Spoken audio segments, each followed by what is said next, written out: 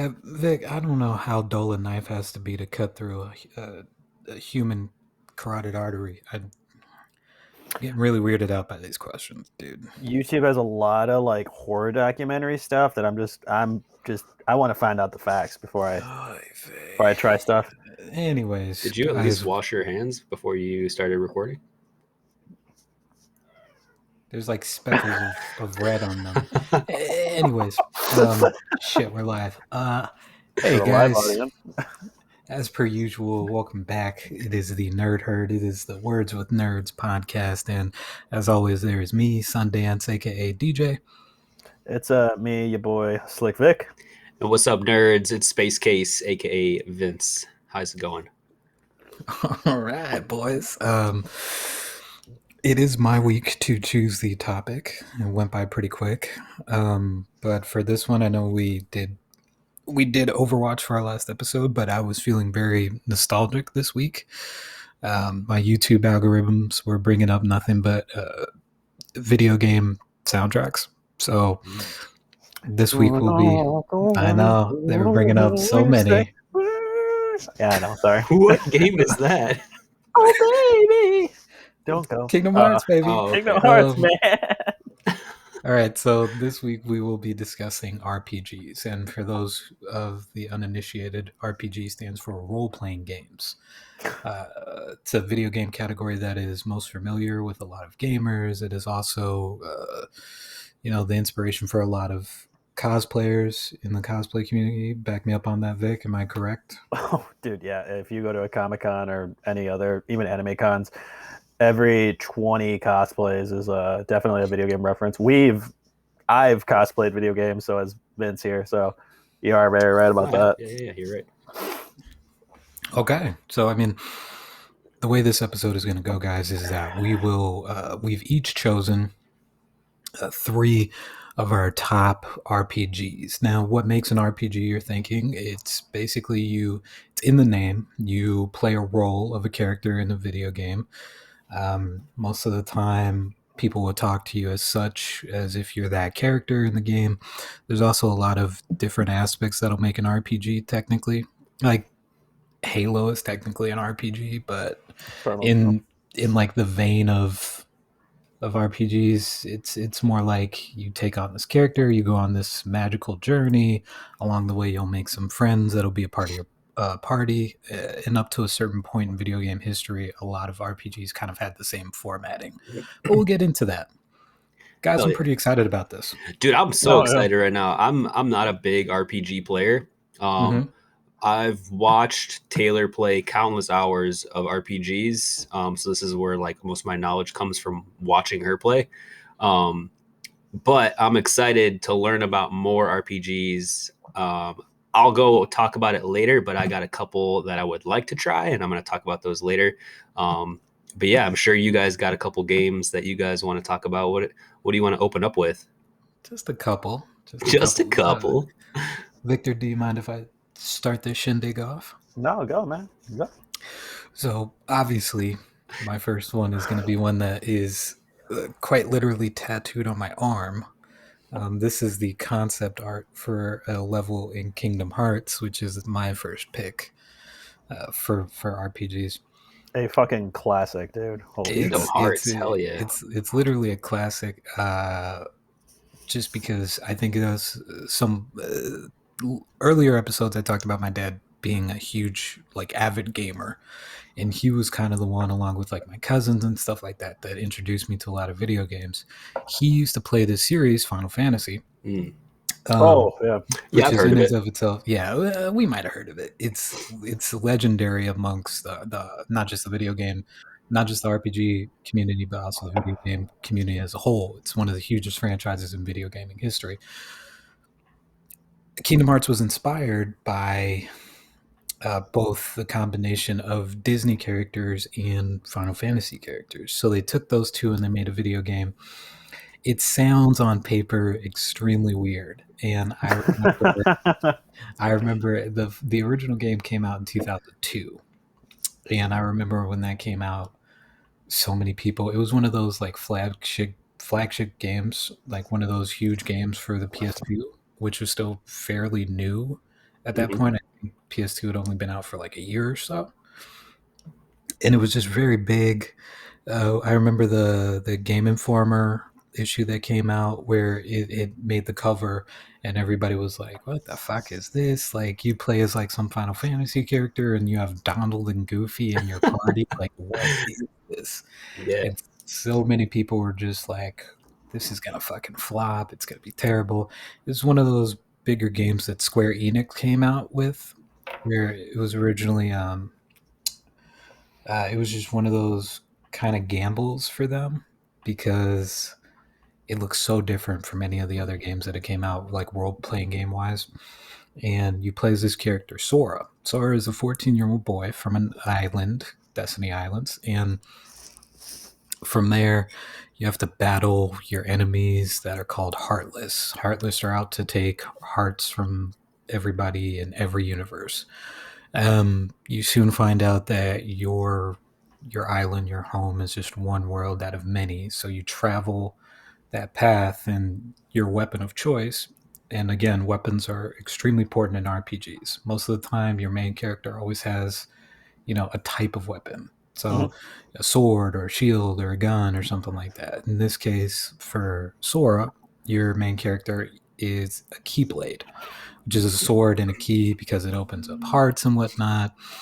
I'll admit that some parts of the gaming series are very Oh, it sounds corny. corny as It's shit. Yeah. super corny, So but like, do you like the landlord, right? They give you the keys to start the game, and you're locked out of your apartment, I'm guessing, right? And you pretty have to much you have Yeah. to recruit like Donald and Mickey to that's how it get is. into your apartment again. That's how Kingdom Hearts is, right? Pretty much. I mean, you Yeah. And knock on then their doors and you're Yeah. like, "Hey, can you help me out? Can you help a guy out? Come on." Jafar's throwing wild parties. And you're like, we really got to talk to that dude. Like, Goofy, you down? Donald, you down? Where the fuck Hell is no. Mickey? Goofy's a locksmith all of a sudden. But I mean, there are parts about it that are cringe, especially if you're just gonna play it now. Like if you are listening to this episode and you're like, "I'll give it a chance," just go into mind thinking that when I played this game, I was 11 years old. Yeah, we were little And babies when this came yeah, out. we were Mhm. babies when this game came out, but you play it. The battle system is a lot of RPGs up until that point were very turn based, meaning you attack and then you wait for the enemy to attack, and there's a certain time limit, there's a gauge and all of that. But in this at this point in time, they kind of took from a couple of other games, and it was kind of like an open world, or like kind of open, like you would walk into a room and boom, you're in a battle. So It's clean, amazing. clean cutscenes. Mhm. Very very clean cutscenes. Again, it's 2021 and I'm replaying the game with a friend now, but it holds up. Like, Yeah, those clean cutscenes, like throughout most games, it took a while. I mean, even games today struggle with those. Like, you're playing the game, and all of a sudden, all right, here comes a chunk of story where it's just a video, and it just like it cuts in such a weird way. So for them to be doing that, what I mean, we're 11. This has got to be, I don't even know what almost year. 20 years, Yeah, 20 almost years. 20 years, 20 19 years years ago. ago is when that game came out. Yeah, Yeah, and you're getting clean cuts. Like it's still crazy. getting clean cuts. It's really dope because they had to they partnered up. It was Disney Studios, and then the studios that produced Final Fantasy. They produced a few other games, few other legendary games that are going to get mentioned. So it was a big, because it was one of the flagship games for the PS2. A lot of work went into it. A Hmm. lot, dude. I think it was like 2 years of development for that game. It So was. everything was cool, and you are right. They created like a really unique like fighting engine. I love that game, dude. I don't have any Kingdom Heart tattoos, but I love that game. It's just very cool because also it's a mix of both the Final Fantasy world and the Disney world, and it feels like That's sometimes you'll look at like a Disney project and you'll be like, they just put too much into it. But like this is one of those projects where it was the perfect balance of such. Like there are levels where you'll play very Final Fantasy like esque type, like it was influenced by this, and you'll Mhm. have Final Fantasy characters, and there's you use magic, and it's not exactly materia, which is used in the Final Fantasy universe, but it's like mana or magic. You can upgrade your weapons. You have strength, defense. Basically, I would say this is definitely one of those games where if you aren't a big fan of RPGs, this is one of those games that you should play because it's a great stepping stone into the world of RPGs. It doesn't take a lot to figure out the basics. Like the tutorial in the beginning is just so cut and dry that it's just like boom. So for the rest of Mhm. Is you have it one of those games where like it's because I know RPGs are typically somewhat grindy to very grindy, like on a scale. How grindy would you say as far as not very not very grindy at all. I feel like it's optional. Like you can go back and you can grind. There's like you'll visit a couple of worlds again. There's a point in the game where you'll go back and you can play new bosses or there will be more powerful enemies. So it doesn't you don't necessarily have to go to a level and be like, "Oh, I have to be like this level in order to beat this." Like you can You can skip sometimes you levels. just Yeah. yeah, it's a good bubble. So that's my pick for my first one, Kingdom Hearts. Kingdom Hearts? Victor, if you Dude, Kingdom Hearts definitely. I mean, if you ask anyone, top 10 RPGs of all time, I guarantee you Kingdom by Hearts far, is in that Absolutely. by list far. by Absolutely. a lot of people's means. Hmm. What'd you All right. pick, Victor? Hit us up with that first pick for you. Oh, so we're doing this? Okay. Perfect. Since we're talking about flagship games, honestly, for the PS2, I'm scratching my ear. My number one that I feel like everyone should check out once, just because I feel like it's such a guilty pleasure RPG. It is the Devil May Cry #1. That game. Okay. So you guys will probably see a trend going with what RPGs I like. But Devil May Nice. Cry, same company that made Final Fantasy, same kind of style of Final Fantasy. The whole game, dude, it's like like what they think like Americans are, really, like just a rock and roll like demon hunter named Dante. He ends up, With gray hair. yeah, with gray hair. He ends up getting like a case to go to an island to fight something. Like literally, it's so very vague. It's like he got paid to go hunt demons on an island, and then on that island, the game is such a really creepy horror game that like the first thing you encounter, I remember as a kid, just scared the shit out of me, which was like a marionette puppet monster. Like you're just like you walk by a marionette puppet. The whole thing is that he's a demon hunter who's actually his father was a legendary demon that closed the gate between the human world and the demon world. And when he What? did that, he sealed all the demons on one side, with the humans, and then all the other demons keep trying to come in. And Mhm. this island is like a focal point for some reason. It's the same principle where it's a sword fighting game, which I'm a sucker for. But they had a cool fight engine where it was called Choose Your Style.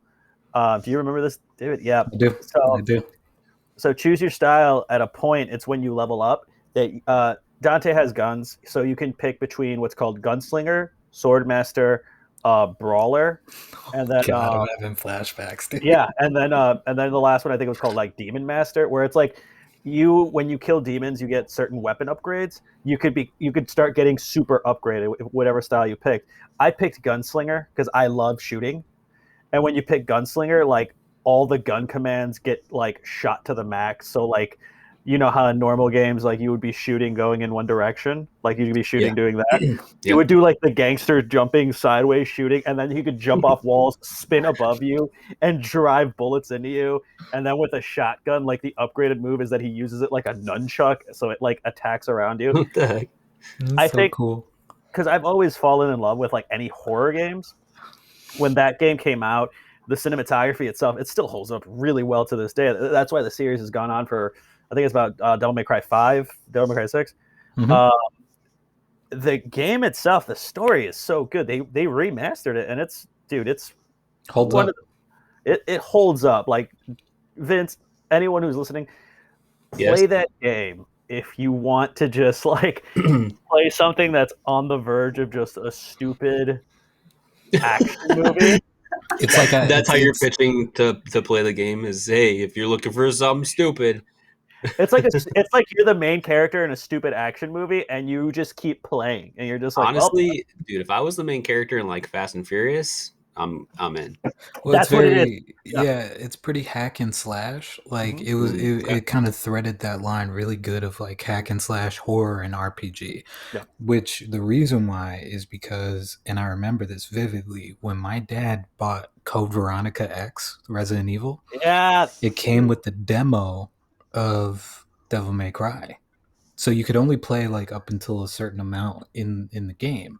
Yeah. But I played that game, that demo, like 20, 30 times because my dad would only let me watch him play Resident Evil until he was done with it, and then I could play it. Like that's the way that it went in our household. He beat the game first, and then I could play. That's funny because it's not the so when we got the PlayStation and we got Resident Evil Code Veronica, um, I remember getting that and then playing it and like we were kids when that came out. Well, we were like 11, 12 ish, Yeah, maybe a little it young. was Capcom too for Devil May Cry, which is why it came in Yeah. that case, and also why it feels like such a horror game too, is because some of the people that worked on Resident Evil worked on Devil May Hmm. Cry, the first one. So So just playing that game, and I'm a big horror fan. So like when I played it, I was like Jesus, because like the PlayStation 1 graphics are nothing compared to PlayStation 2 for one. Like as a kid, you're like, oh my god, it's a movie, blew him and out the now water. yeah, and now you watch some graphics and you're like, I was afraid of this as a fucking child. Holy shit. This is why I was in like average classes. My God. Uh, but when I played the Resident Evil, I never really touched the Devil May Cry. I was like, this looks weird. And then I put it in around the time the game was coming out. Mhm. And I put it in. It was the same thing where you get to play to a certain level. I thought as a kid, I got the game and I'm like, holy shit. Boom. And then it's like to purchase the game comes out this day. I checked the calendar and I'm like, the date's in like Friday. I told my dad, I'm like, we need to go buy this game. And he's like, we don't need to go buy it. We buy it.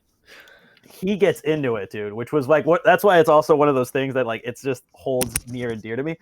He gets so into it because he's more into Tekken. He's a fighting game champ. Like Oh if my you god, challenge dude! my I can't. father, I bro, want to see this happen. challenge him in Tekken, he will Sweet. bust out Eddie Gordo and you will regret your life just instantly. You're like, oh, he knows how to do all the moves. That's I was cool. never a Tekken person.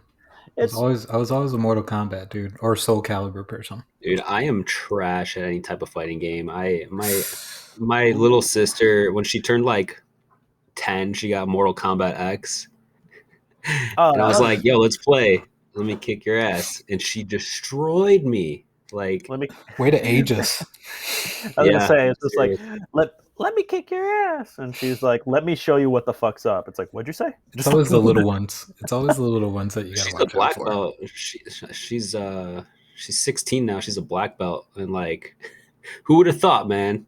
That shit translates. Who would have So she thought? could kick your ass in Mortal Kombat and then potentially kick your ass in real life. Probably, I wouldn't put it past Shit. her or She myself. started hitting me and said, "Flawless victory."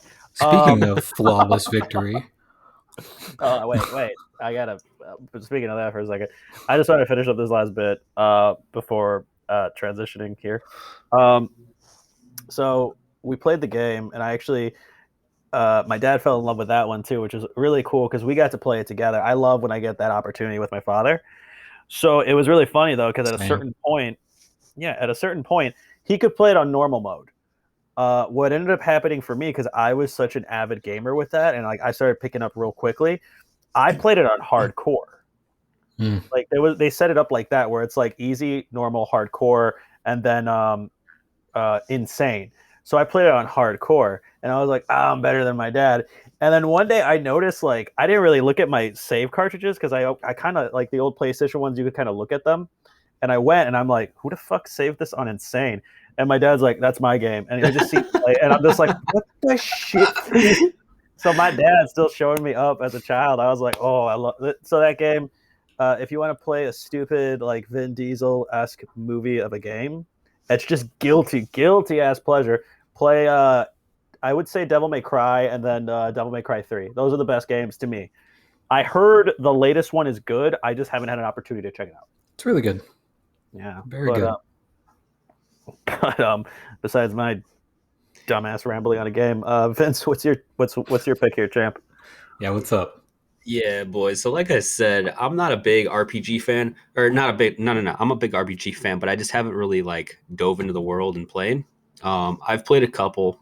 Some of them I'm familiar with is like Skyrim, uh, Breath of the Wild, The Last of Us.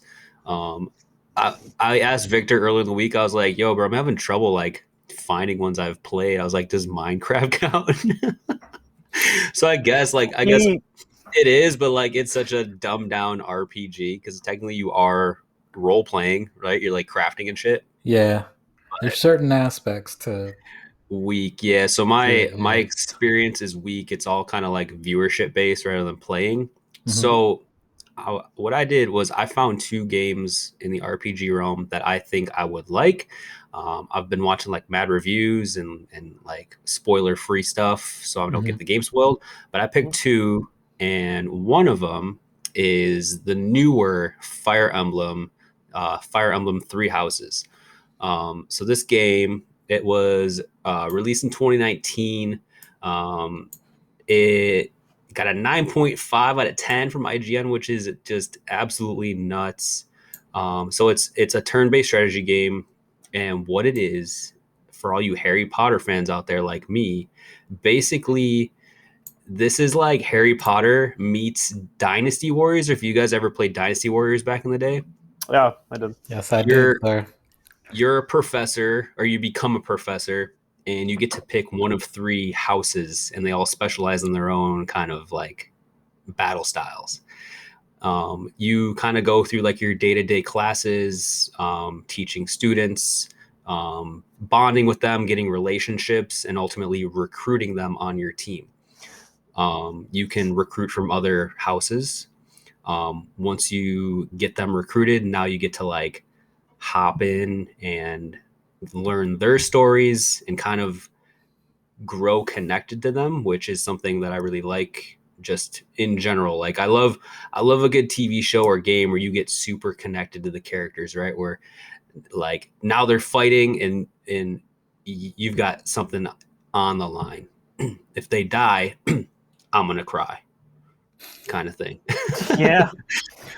But yeah, you get to recruit them, you get to upgrade them. You're basically training them throughout the day and then focusing on your own skills. And then you lead them once a month on their like calendar based system to go fight, whether it's like evil mages or another group of warriors or something like that.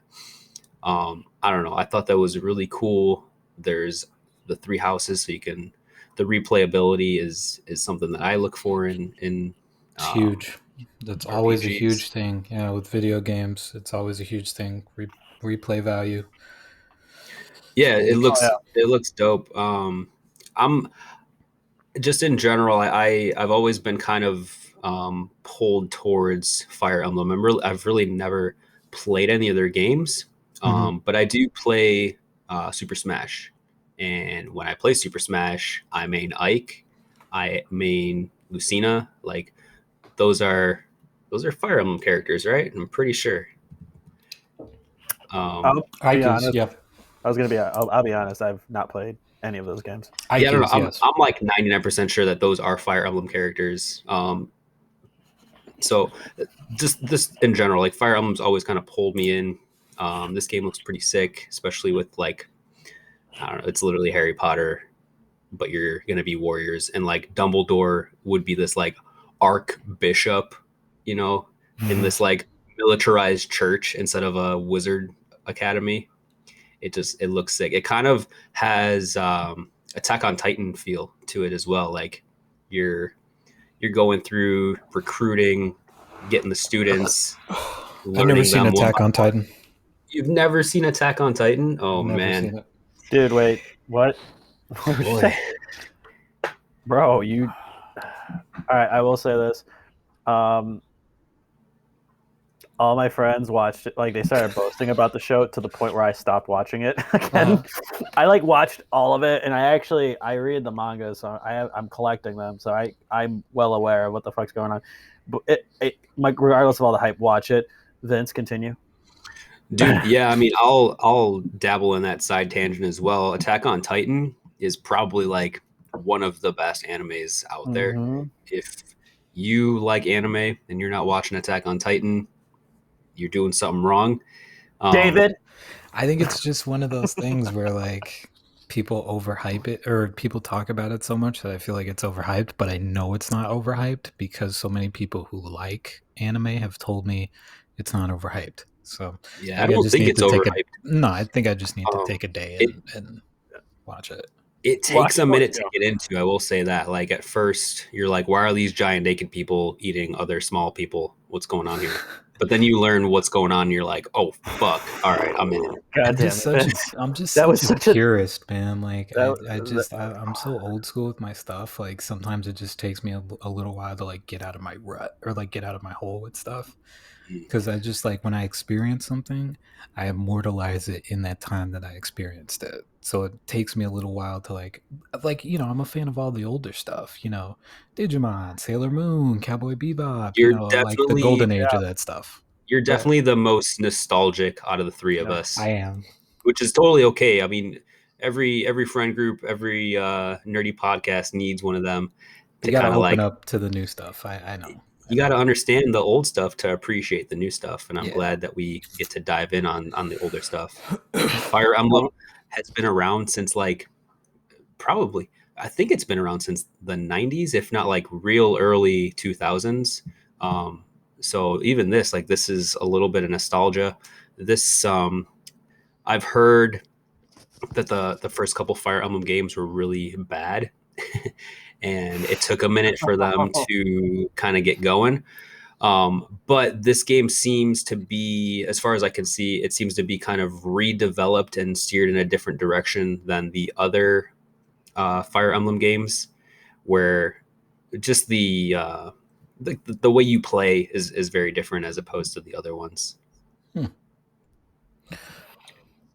So I've only dabbled in the games, so I can't speak too much on it. But what I have played, I've liked. So yeah, I think it encompasses all the things that an RPG to me, just to me, should feel like, which is that sense of adventure, the character utilization, the kind of what you said, kind of having those relationships with the characters to where for it sure. makes you feel like you're the main character. So That's actually something I wanted to ask you guys is when you're playing RPGs or you're at the game store and you're looking on the shelf trying to decide what game, what RPG am I going to pick up?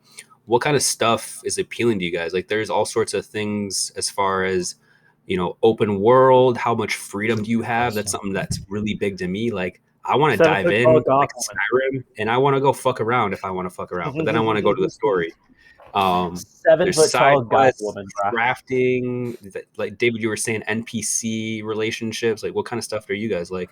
Victor, you can Seven take foot this one. tall goth woman. Wait, what? Big You tall weren't goth hearing. woman? You weren't hearing that. I kept saying every time you were talking 7 foot tall goth woman. 7 foot tall goth woman. Konami, bring it to me. uh, that's one. But then I guess to answer your question seriously, when I look at something, I try to find something that puts me in the shoes of a character that, for the most part, it's kind of stemmed in realistic shit. If it makes any sense, like your character, for the most part, is kind of grounded with certain things. And then I'm a big horror fan, so gore, violence, something scary. So something I'm sitting and I'm excited to play, but I'm also tensed. So I can feel that like I'm the character where I'm just like, ooh, walking down the hallway. Ah! I know what your second one's gonna be. Oh Just yeah, just from the way absolutely, you're talking, I know what your second absolutely, choice is. absolutely. But David, what do you look for in an RPG? Well, sense of adventure. I think if a game is if a game can sell you, if you're a GameStop or you're at a store or something like that, and you just pull something out and you read the back cover like you do with a book when you read the inside cover to it and it entices you, then right away I'm like done. If you can make me want to buy this game in a matter of like a paragraph, then I'm good. but I think side quests are always important. I don't want the side quests to feel like I have to do them, but like I want to do them. One of my other games is very big on that, which I really I like. yeah, So without even, I'm pretty sure I know which one you're talking about. I'll tell you. I'll tell you after the break if if that's the one that I'm thinking of. But Smooth, baby. That was smooth. might be, speaking of might be. boys, I think I don't know if Segue. you guys have your watches on, but it looks like it's break o'clock, ad break o'clock. So, Mr. Slick Vic, if you don't mind, can you let the people know what this week's ad break is all about? I will let them know in this fine little segment that we're going to chime into right now. Hey guys, what's going on? This is as always, thank you for listening to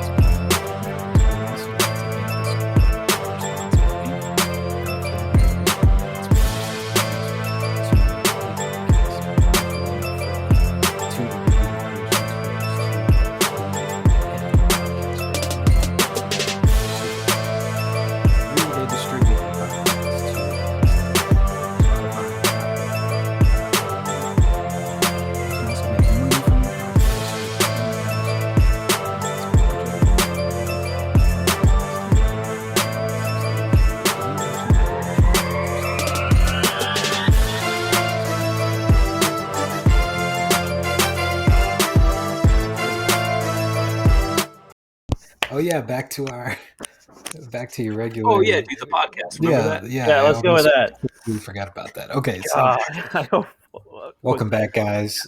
It's Slick Vic, Sundance, and Space Case. Once again, we are all back, and Yo, why are we all S boys over here? I don't know. It's the S crew because Yes, I realize it's the S rank crew. Wow.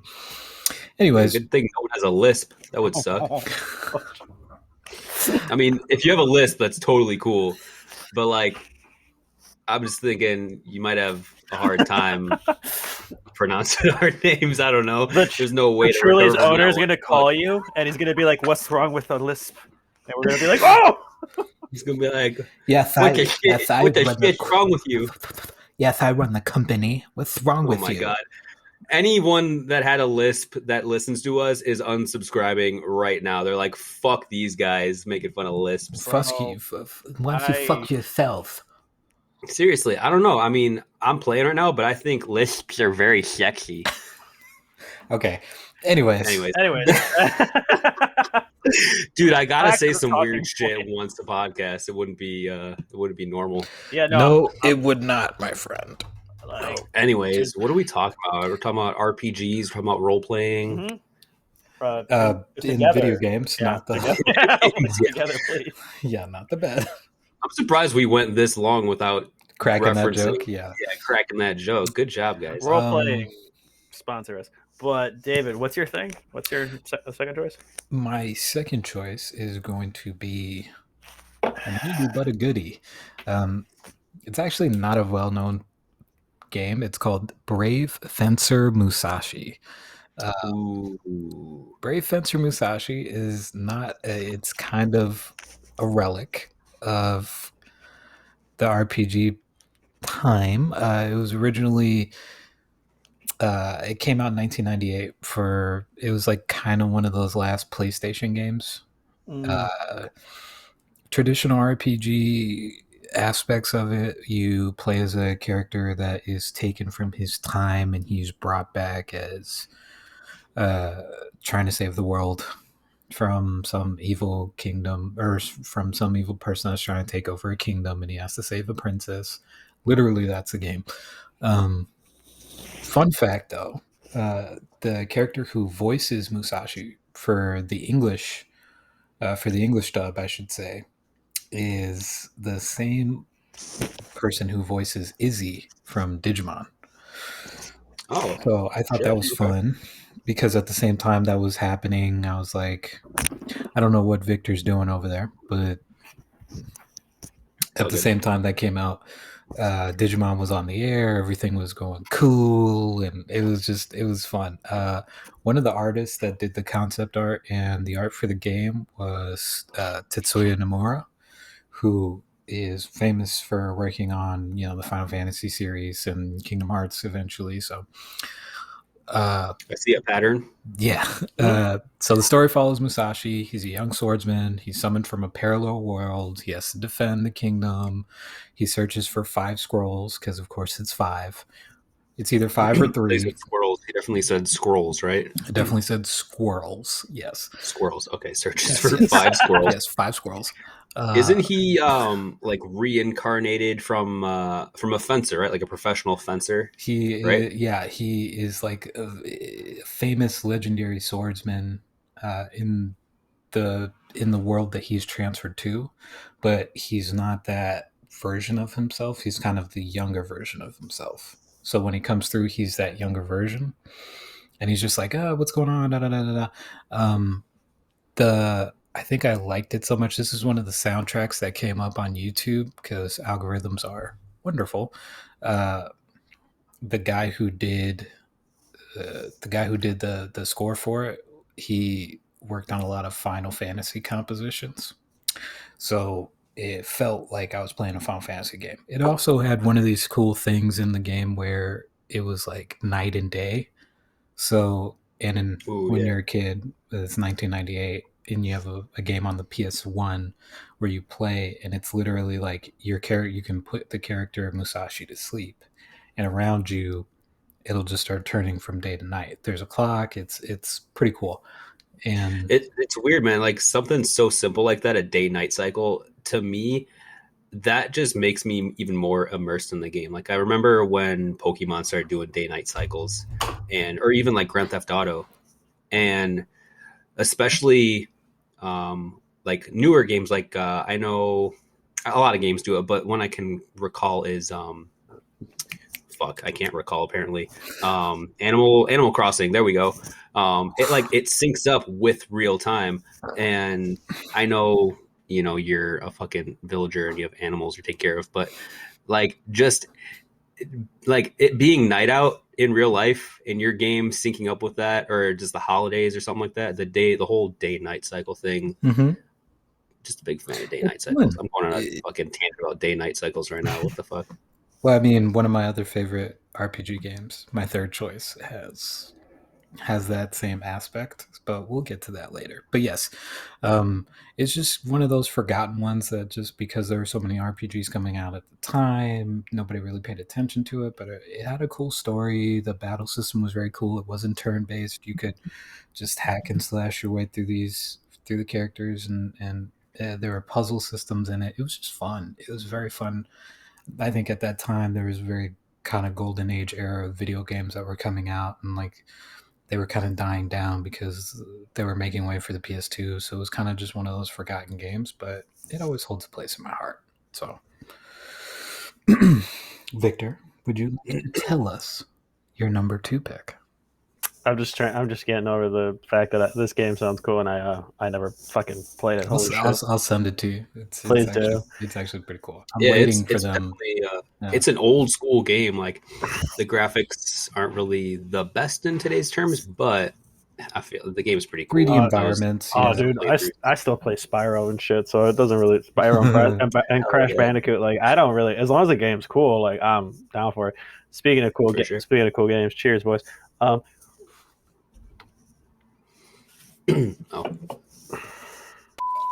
So, speaking of like cool games for just nostalgia reasons and stuff like that, one of the games, and I'm sure David already kind of called it, and I kind of revealed it with my fucking choice of what catches my eye.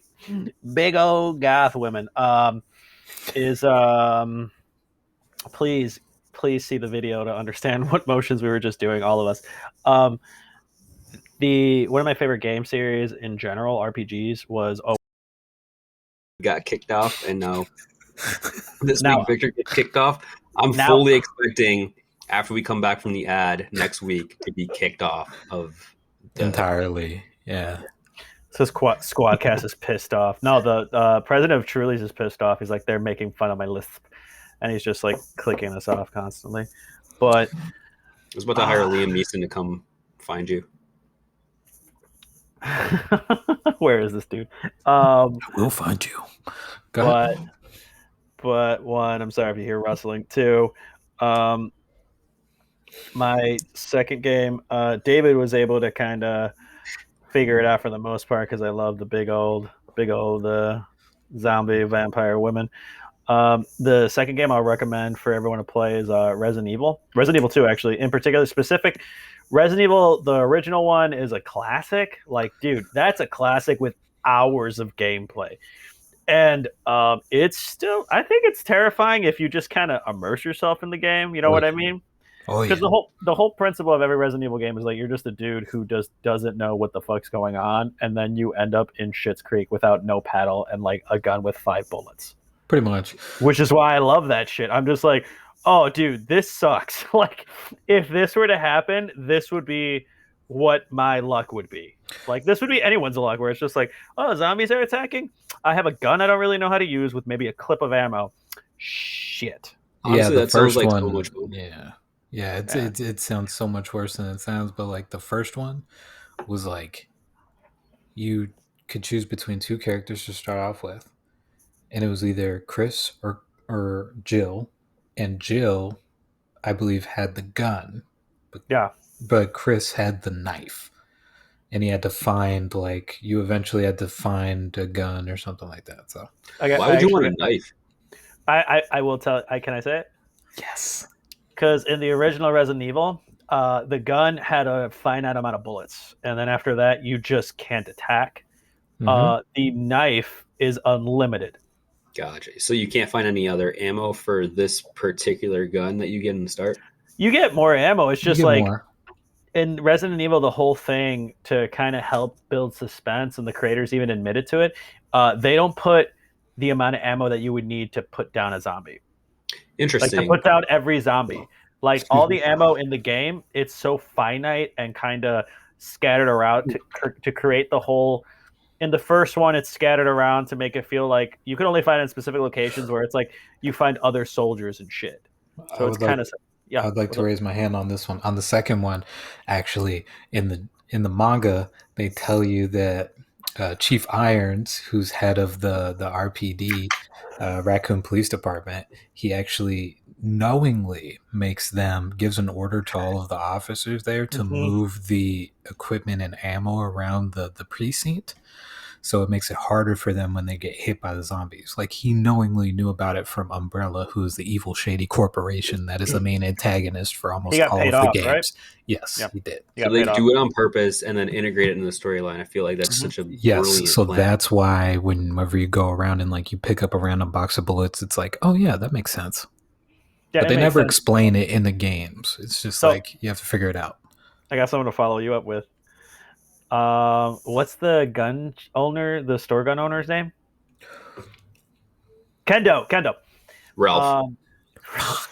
I really thought I was gonna get that. So in the second Resident Evil, just to add more lore to it, they explain in the manga because you meet a gun store owner named Kendo, and you see that all of his stuff is gone. Mm-hmm. And you would assume like, oh, this guy was making money. No, in the manga they explained that he was actually a hero, that they kind of incorporated that into the remake. He was a hero. So what he did was when he started noticing the outbreaks were happening and the police were not equipped and the civilians who were stuck in the city because the outbreak was kind of surrounding the outer areas, he went around the city, and that's why in the game you can find random weapons. You find random knives, random guns, random ammunition. And it's because what he did at that point was he's like just throwing it out, giving it away to people. He's like, defend yourselves and get out of here. So that's really like, that game has so much lore in itself. Resident Evil 2, because it's a fan favorite too. If you talk to anyone, so much. Yeah. If you talk to anyone who's like an aficionado of the game, Resident Evil 2 was one of the greatest. Resident Evil 1 was cool because it started the whole kind of lore and or gameplay that you eventually get used to in the other ones, because everyone was so frustrated with the knife only belonging to one character at first and the gun belonging to one character at first. In Resident Evil 2, you get to play as two characters too. You get to walk through two story modes. You actually get a gun and a knife standard issue. Like that's kind of like, oh, as a police officer, you get a giant ass hunting knife and a gun, where I'm like, I believe the gun. Like, why would you get a knife? Like randomly? Like it's like you need this and you need this. Like, all right, cool. But for Vince, honestly, this is more of a suggestion for you because I've hounded you for years. I've hounded you for 2 years to play Resident Evil 2. I know I have to. I can pull back Oh yeah. text messages being Oh like, yeah. dude, check this game out. Dude, please, for the love of God, check this game out. Resident Evil 2 has all the kind of story elements from the original Resident Evil 2, the original PlayStation 2 console one or PlayStation 1 console one, but with updated graphics, way better dialogue, and like you get so immersed in that game, you forget how much time passes. To me, that's one big thing. One big thing I have with the game is just getting lost in it. That's it. If I had Is it a pretty open world type of game, or are you kind of like on like a path almost throughout different game or not? You're like on a path throughout like different buildings and areas like that, right? It's not open world. No, not open It's world not at all.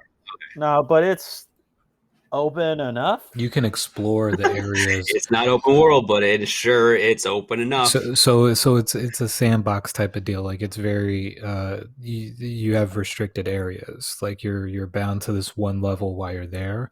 However, one level has multiple levels to it. Like the first place that you're at, it's like Raccoon Diner, right? right. It's well, no, it's It's the outer part. it depends. Like on the remake, you're stop at a gas station if you're playing as Leon. If you're Claire, it's another place. But some areas are like you have to play through it in order to get to the next level, and then there are some where it has more places to explore, but you still have to go through your main objective in order to advance to the next level. I Gotcha. will Okay. say that game has one of the best. So the creators of the game didn't want you to get used to the whole concept of being just afraid of a zombie. You know what I mean? Like just, like, oh, that thing's gonna pop out, I can kill it. What they introduce in that game is Mr. X, the most terrifying nightmare fuel you'll ever fucking see in a fucking game. Bro, Mr. X. All right, so Mr. X is Nemesis beats him by far, so don't give me that. Original Nemesis from the original one, but the remake one. No, that's the only one that we talk about. We don't talk about the remake one. I'm telling Vince right now, if you're going to play Resident Evil 3, play the original one, but not the remake. The remake was a waste of $60. But the original one, not the remake. What console is that on? It was on PlayStation 2, right? What? PlayStation 2. Okay, The so original? The original one was on PlayStation 1. Wait, there's one, yeah. And then play Resident Evil for the PlayStation 2. Yeah, or PlayStation 1, but PlayStation 1, bro. Resident Evil 2, one of the scarier moments is Mr. X. So Mr. X is literally like, he's what's called a super tyrant, where he's like just a 7 or 8 foot tall dude in a fedora and a trench coat, which already sounds scary because you're just like, whoa, what is that fedora doing here? So he'll chase you, like you'll be walking, and then like it's an area you've cleared. And you open the door, and all of a sudden, there's just a dude in a fedora looking at you, and you're like, "I'm about to get fucked up." And you could like unload all your ammunition into him. There's no way of killing him. Like, he's a boss, so he's a boss, but he's in gameplay. So the only thing you could do is kind of run away and kind of stun him at most. Yeah, and then he'll stay down. Yeah, dude, it was terrifying. Dude, just play the game. You're gonna call us, being like, dude, I pooped myself. Yeah, it sounds fun. I'm a big zombie fan, as people that are watching on YouTube can see. One, my cat jumping up on cue. Thank you, Juice. And two, on this side, there's a shit ton of Walking Dead stuff. So yeah, definitely a big zombie fan. It sounds cool. I've seen people play it, much like I've seen other RPGs. I remember my stepdad playing it all the time, just like in the living room. My stepdad playing Resident Evil. I'm like, what the hell? You play Resident Evil? Like, you were watching cowboy films downstairs, now you're upstairs playing Resident Evil. Who are you? What kind of person are you? Versatility, yeah, that's what it sounds like. But, speaking of many heads. But speaking of versatility, Vince, why don't you give us your second pick? So my second pick is another game that I've been really wanting to check out for a while. I've been at Walmart like the last 3 weekends, and I just go in the game aisle and I'm like just staring at this game. I'm like, should I get it? Should I get it? It looks cool, but I don't want to like drop the money and have it suck. So coincidentally enough, DJ was like, "Yo, dude, let's talk about some RPGs this week." And this is an RPG. This game, it's called The Outer Worlds. It's pretty new. It came out in October of 2019. Mhm. It looks dope, dude. If you can't tell by my code name, Space Case, I like space shit, and this is in outer space. So, like, what's going on in the game is it's an alternate world or an alternate timeline rather, where it's like the early 1900s, and there's a colonization on another planet. So they send a bunch of groups up there to colonize the planet, and the group that your character is in is woken up like hundreds of years later than everybody else.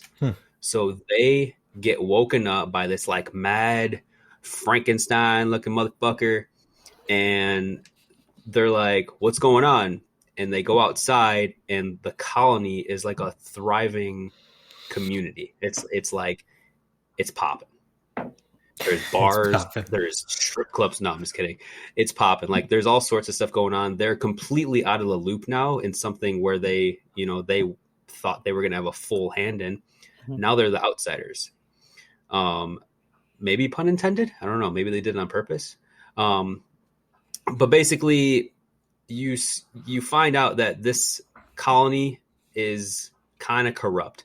There's all sorts of corporations and stuff that have completely taken this new world, this new colony that was supposed to be awesome, and now it's corrupt. So you and your team are basically set out to like make things right. You get a spaceship. It's fucking cool. There are, I think there's 6 different planets that you can go to. It's like basically 6 different levels is a planet, if that makes sense. It does. One of the biggest things you'd be doing is, going through the story, playing throughout different missions and stuff, all to get what you call a nav key. This nav key basically plugs into your spaceship and gives you the coordinates to hop in your ship and go to this other planet to carry out the whole mission and the story and keep moving this thing along. So it's cool. It's got a 30-hour campaign at least, I heard, which honestly, dude, 30 hours isn't that bad. Yeah, that's pretty. That's light work. Medium. For people that play RPGs, that's light work, bro. I've put like 400 hours in.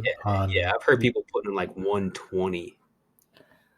I've put 100 hours in Resident Evil. I'll give you that. Yeah, I've put 30 hours, dude. That's more than three times math.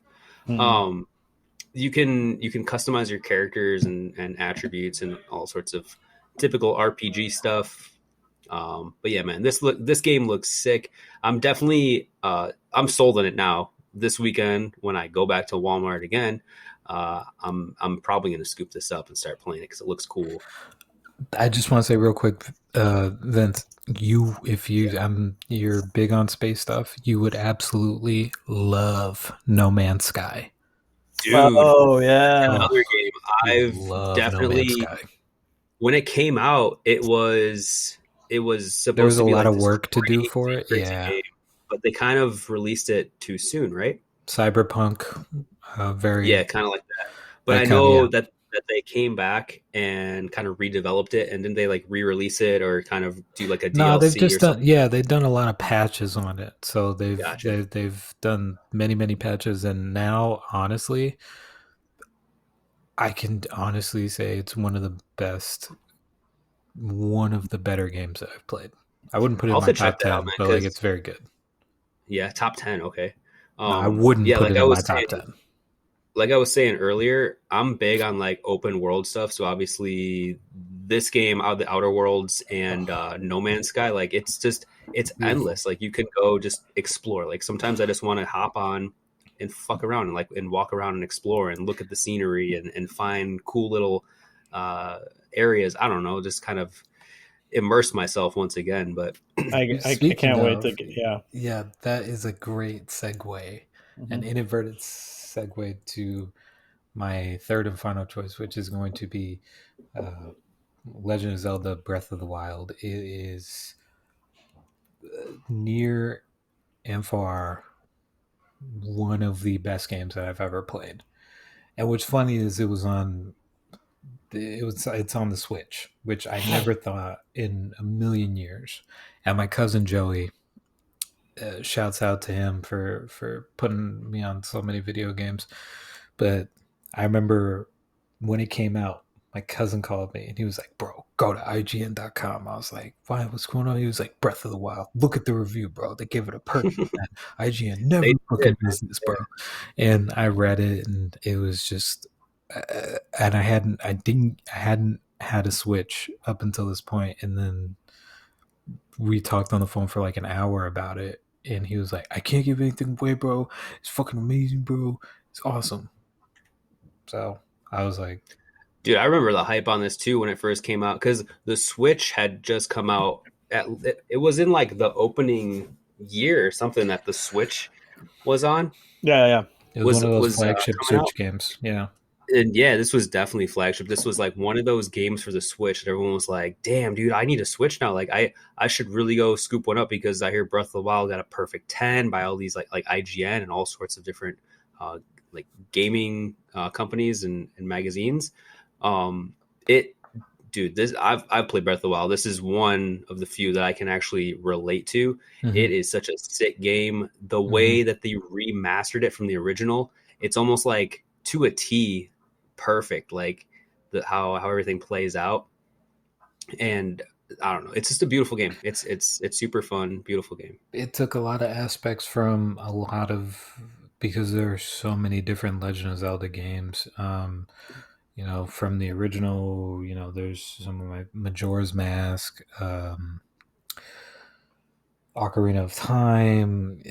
There's just so many, Twilight Princess. I mean, there's a lot of Legend of Zelda games, but this one kind of takes probably the best parts of each of those games, and it says we're gonna kind of flip it on you, because originally it's like a dungeon game. Like Legend of Zelda, the original one was like kind of like you have to figure out these puzzles, and it was huge on puzzles, and it took Yeah. that aspect and it put it into the game and it incorporated it, but also it kind of gives you that Twilight Princess feel where it's like an action adventure game.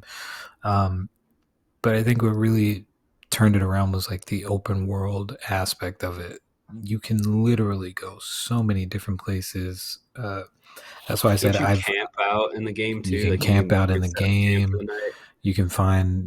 The side quests. This is what I was talking about earlier, where like the side quests, just you just want to do them because you want to do them. Yeah. Like Yeah. the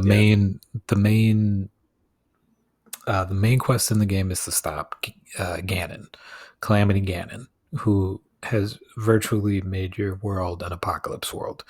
You've been asleep for, what is it, 100 years, and Zelda, who's the princess of Hyrule, is keeping him at bay for that 100 years. So, thanks for being a down broad, Zelda. Um, kidding, kidding, That was kidding, good. That was good. kidding. I don't like to use the B word. Um, but Broad? yeah, I don't like that word. But anyways, I remember playing it, and the Switch has the option where you can play it on. It's a handheld console, so you can play it on there, or you can play it on the TV. So I used to play it on the big screen all the time because it just felt like one of It those deserves it. games. It just, it deserves it so much. But without getting too much into it, I will say it's one of the better. And I don't know if most people would consider it an RPG or not, but it definitely is an RPG to me. If I could honestly play that, I told you guys I legit have probably 400 and something hours. The last time I checked, it was 405 hours that was put into that game. Wow. Just because I like to go back, and you can literally ride a horse for like 5 minutes and not even know where you're going, but it's just so much fun, man. It's just fun to And you can also cook in the game, which is a weird feature that I didn't think I would use Yeah. that much, but A it's lot of fun. a lot of these Nintendo games are like they have you cook up recipes. I don't know if it's like some sort of Japanese I was gonna anime say, callback to where like food is such a prominent I feature. think it You is. could Or do that in Kingdom Hearts too, and a few other yeah, games too. Yeah, you could do I know, that. like Like, the newer Pokemon games, you camp as well, and you make different recipes to like heal your party and stuff like that. It's fun. do you cook the Pokemon? No, dude, that's terrible. Why would you do that? Well, where else do they get their meat from? So this is my homemade Pika stew. Wow, that was hats off to you, my friend. Dude, I got the dad joke. So, Victor, what is your third and final choice for your video game, for your RPG? Apparently, the video game where you could cook Pokemon. That's my third one right now. Yeah, right. My third one, honestly, it's one of my favorite games, and it's the game that I got the PlayStation 4 for. Yeah, it sounds like it makes sense. It's Batman Arkham Knight. Oh snap, dude! I didn't know you were gonna do this. Bro, Batman Arkham Oh my Knight, God, dude. this is such a I sick have game, I have put hours into that game. Just dude. I hope hours. we had Steve on as a guest a couple weeks ago. I hope he listens, or I hope he listens, but I hope he's listening to this one in particular because I know he streams Arkham Knight. He's a big fan. But dude, I'm also a big fan of Arkham Knight. I had no idea you were about to Same. whip this out on us. Beautiful. So I maxed out on that game. Like, I've gotten every achievement you can, and that was like, dude, for the first year I played that game, and I was just so addicted to that shit. Like, it was just it. I As soon as I found out you get other costumes, as soon as I found out you have to get all the Riddler shit in order to like pretty much pass the game on a perfect score, which I did. I was like, all right, cool, this is fucking beautiful. Um, the game, even the story, if you told me they were making that Batman game into a movie, I'd be like, this movie's going to win a couple of Oscars. They got Kevin Conroy to come in to do the fucking voice for Batman, which he is, to me, that's the definitive Batman. I don't give a shit whoever you think is Batman. That's the definitive Batman. And then they got Mark Hamill to come back and do the Joker's voice. And that is the Joker's voice. That is definitive Joker to me. So hearing what I remember seeing in cartoons into a video game is just fucking beautiful. And like, they make it so you can explore Gotham for the most part. You can explore most of Gotham. You go to Chinatown, Gotham. You go to Upper Banks, Lower Banks, Arkham Asylum, and then close to the Wayne Manor. Like, they make it. You don't even have to play really the mission for the most part for a while. You just go around and beat the shit out of thugs, which I do for like 20 minutes every time. Well, they had. I think it feels so much like that because they had the writer, what's his name, Jeff Johns. Yeah. They had the him. original series. Yeah, Dude, they pick a had name. him. You can't have right. two first names, Jeff Johns. What the hell? It's almost, David. it's almost like it's John Jones or something, like John Jones. You know? John Jones. But It's a I don't Martian understand Manhunter. people with two first names. But they Are had you him. rich? Yeah, but they had him write, be a part of the writers' room for it. So it's probably why it feels so much like it's so much comic book like accuracy. Like, it has a lot of campiness to it too. It's very campy. That's what I enjoyed because they obviously it's one of the Batman games, one of the Dark Knight games. You can see my dog in the background. I just see him. Yo, what's up, Courage? Hey, what's up, little man? What I up, guess say hi. Courage? He's just chilling. But he's probably waiting for us to shut up. Hold on, you're looking for out? Give me 1 second, guys. You gotta let Courage out. Hold up. Go, buddy. Go do your thing. Sorry, he's currently watching Steve stream Arkham Knight, so he doesn't want me to ruin anything.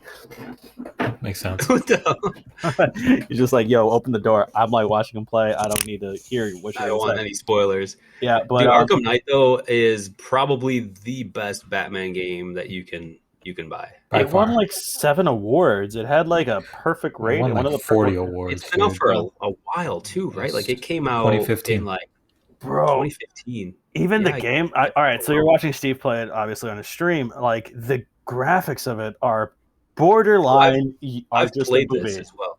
Yeah. Oh, have you played it? Yeah, I have it for Xbox actually. It's amazing. It's amazing because the graphics are just like borderline a movie. You could definitely get lost in it and put hours into it just doing random things. I remember just going in the bat tank for hours, just unlocking everything I could with the bat tank, and just like as a nerd too. David pointed it out because they had one of the original writers of the show on there. If you pay attention to almost all the dialogue that's in the game, from even the thugs to the villains to the people you're helping to the name drops, like, bro, it's so cool because you pick up certain stuff. Like, what is it? Like, spoiler alert, the Arkham Knight is Jason Todd. But you pick up that, like, if you knew the comics, you know that's what it is, because one of the guys says, like, the Arkham Knight said that's not supposed to be his car. His car is supposed to be a souped up race car, and that was the Batmobile back when Jason Todd was Robin. So I remember I heard that, and I'm like, this game is made for me. Holy shit! Just play it if you ever have Yeah, the chance to. they brought everybody out for this like crazy story development. They pulled like a Disney with all this Marvel shit, like all these little Easter eggs kind of plugged in real nice. If you know the comics, Mm-hmm. then playing this game, you're like, ooh, I kind of got a leg up on anyone who's just playing this for fun. Like I know what's about to happen. I kind of see what's going on because I've read the comics and stuff. So yeah, definitely hats off to the developers for not only like bringing in Mark Hamill and the original Batman voice, or one of the original Batman voices. I got I got something for Vince actually for that one too, because you're such a big fan of a show. Yeah, but no, hats off to them for making a kick-ass game. Arkham Knight is definitely a sick game to play. Shout out to Vince for this one in this game too, because he's a huge Walking Dead fan, and this is how I will end it. King Ezekiel is in the game. The guy who voices King Ezekiel, or the dude who acts as Ezekiel Yeah. in Walking Dead. Mm-hmm. He is a well-known voice actor, and he actually voices Azrael in the Arkham Knight. So I'll do this. Who knows? I know every week we decide that every week we kind of rotate on topic, like who's picking topic this week. David picked next week, Victor will pick, I'll pick, and so forth. Mhm. We've definitely kind of gone back and forth with this show on Amazon called Invincible. Card yeah. voice work on that. I don't know, guys. If you're listening and you want us to talk about Invincible, because all three of us have watched it, I think, David, right? Screw it. Yeah, all three of us have watched Screw it. Hold on. Dude, if you guys want an Invincible episode, let us know. Either just shoot us an email, or shoot us an email. What the fuck year is it? Shoot us a DM Can you on fax Instagram. me? Yeah, shoot us a fax.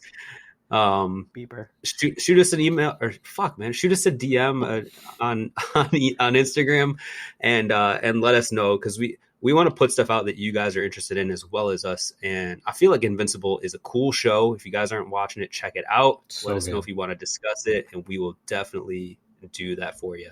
Mm-hmm. Oh, yeah, that's better than my idea. I did not prepare a third game. I have one if we want to go into it, but I've only played like the first couple hours of it, so I don't think it would be very good to talk about, to be honest. No, it's fine. We could end this with I will end it with one thing. Can I end with one thing I wanted to talk about? Go for it. Cool. Yeah. So Vince pointed out that's actually a really good talking point, because that was going to be my episode next week. Oh, are you serious, dude? Bro, I wanted to split it because I wanted to talk about two popular things right now, which one of it is Invincible, and the second one, just to keep you guys on your toes, and now everyone's going to know that you have to watch this to talk about it, is to watch the Netflix hit The Way of the House Husband. The Way of the House Husband. Yeah, that actually blew up with popularity over the weekend. It's a literally a 4-episode manga, or a 4-episode miniseries on Netflix. It got so popular in Japan that they've made 3 seasons of it, and they've done a live action adaptation of it. The whole principle is that there's this one guy called the Iron Dragon who is a legendary Yakuza who one day beat the shit out of his clan and disappeared, and it follows his exploits afterwards, where he's just a stay-at-home husband. Like he cooks, he runs an Instagram, he knows how to yeah, bro. It's so funny because you watch it and he still applies that mobster mentality to things. And I want you guys, I want to watch that'll be our opening for the next week, just so you guys know. But you know, we want to do things that are popular. That's what Vince is saying. Like, we want to do things that you guys want to listen to and shit. So yeah. Yeah, I mean it's a balance. Obviously, we're trying to balance nostalgia and modern, up to date stuff. Invincible's definitely brand new. I think they're like 4 or 5 episodes in. Yeah. It's on Amazon Prime if you guys are interested in checking it out. J.K. Simmons, dude, the cast, the voice acting cast is absolutely stacked. If you're a Walking Dead fan like I am, there's at least like, I don't know, 5 people from Walking Dead. The main character is Glenn, Stephen Yun. Wait. We're going to talk too much about this. No. I'm just saying, I'm trying to hype it up. I'm trying to hype it up. I mean, it's a good show. If we're going to talk about it, then maybe people want to get a head start and not get any spoilers for the episodes. But that's this is a teaser for that following episode. But that's all I got to say. And also, thank you guys for listening to this dumbass ramblings of us. But David, Vince, anything else? I would say, I don't know if you guys want to answer the same question, but I was thinking about it as you guys were kind of introducing me to a couple new games. Some of them I played, some of them I have not played, and I was thinking, well, which one would I like to play the most out of the ones you guys have introduced me to? Honestly, we're moving Arkham Knight out of this because you said you played it. Yeah. Now so we Arkham Knight, 5. The ones I've played don't count. Arkham Knight, Breath of the Wild, like I've played those. They don't count. I would say for sure, Kingdom Hearts. Evil for me. Bro, come on, Resident Evil. Hold on, I don't want to have wrestling. Do you understand what I'm saying though? Yeah, like Resident the ones Evil that I have not played. So he hasn't played that. Kingdom Hearts. All right. Are you a big Disney fan, bro? I'll ask you this right now. Are you a big Disney fan? Like, not really. Like, do you know the words to Under the Sea? I know 3 words. All right, David. I know you're pissed. So just tell me tell me what the fuck. Like, I get it. I'm going to defend. I'm going to defend my Resident Evil. Like, he is leaning towards it. I will defend it, but defend why it should be Kingdom Hearts. We got 2 minutes each. Go, or a minute. Go. His girlfriend plays it. Good use of your time so far. His girlfriend plays it. That's the only reason I need. Man, bullshit. I'm sorry. Taylor's put in how many hours on that game? I don't know. I'll have to ask her, but she definitely played last weekend and she beat the game. I mean, I've seen my buddy Brendan streams Kingdom Hearts all the time. I've seen him play it. I've seen Taylor play it all the time. It just doesn't look like something that I would want to play. It's a cool ass concept, though. You tell me that Disney characters are pairing up with Final Fantasy heroes and they're slaying ass. Like, well, wait, hold on. They're not slaying ass. Because slaying ass is like a terminology. Sephiroth and Cloud are in there. They're slaying ass. They're kind of slaying Disney, ass. Come on. Disney movie. They're killing people. I don't know. It sounds cool, but when I see it played, like, it looks like a bunch of hack and slash, and that's just not my cup of tea. I'm more of a zombie kind of person, which is why I'm picking Resident Evil. I'm sorry. Makes sense. It's good. Two of my favorite franchises, so can't really go wrong with either one. Yeah, Vince, we'll do like a live episode soon, and we'll get you really drunk, and I'll bring over the game. Dude, Resident Evil 2 with the current graphics, holy shit! I'm gonna see him freak out. Like, that'll be funny. I am such a baby when it comes to horror games. We played Outlast, and I was freaking out, dude. I literally jumped and yelled. Oh no, you need to play Dead Space drunk. Oh shit! That's a game. Dead Space or Silent Hill 2. Ooh, nice. Silent Hill 2 was cool. Ooh, we'll get you drunk and we'll bring some games over. But I also have one more question to pose to people, maybe, if you guys don't mind. I'm a little tipsy. I'll be honest. Bro, it's almost midnight. I gotta sleep at some point. Go ahead. My last thing is I'll make it more of a subjective poll at points, but just be aware, we all go to cons minus David. I am gonna post a question to say like, who would you want to see all of us do like a group cosplay of? That's kind of it. Sorry, just rambling at this point. But Vince, what you got? As far as what? Is there anything else we should talk about, or are we good? Oh, no, man. I mean, this is cool. Once again, this is why I love doing this podcast is because like I'm definitely nerdy in a lot of things, but I haven't covered all the bases in my nerdism. So I'm glad I got you boys to kind of like point things out so I can go and see if I like them or not. Every week we talk about something, and I feel like every week at least one of us finds something new to go dive into and have fun with. So this is cool. I'm definitely going to check out some more RPGs, get to Resident playing Evil. some hours in. Definitely Resident Evil. I'll play Kingdom Hearts just to see it if I like it. But yeah, man, this was sick. What do you guys think? How are we feeling? I'm feeling good. Victor's tipsy. No, I mean I'm feeling good that we covered a lot and this was fun. Yeah. As per usual, I'll make a very long statement. I'll just say that the beauty of video games is that we get to picture ourselves as the characters that we play as, which is why I love RPGs so much because right from the jump, you embody the character that you play as, whether it's Cloud from Final Fantasy or Sora from Kingdom Hearts or, Link from Legend of Zelda. You can always feel like you're a different character. And RPGs take you to a different world, it's just a beautiful experience, and that's why it's one of my favorite uh, type of video games. Uh, I think all of my choices. I think the reason I play them is to go back and have that same fun and exciting feeling that I had when I was a kid playing video games for the first time. So, if you guys feel the same way, awesome. All right, Hemingway. Like, god damn it, man. It sucks Wow, following that up. It sucks following shit like that up. That was beautiful. Um damn. Damn, dude. I'm gonna Victor doesn't say know, is like, know what to do with his hands. Part two. yeah, all I'm gonna say is I agree with everything David said. It's been fun to talk about this. That's it. Thank you for listening to us talk about this and have fun. Vince?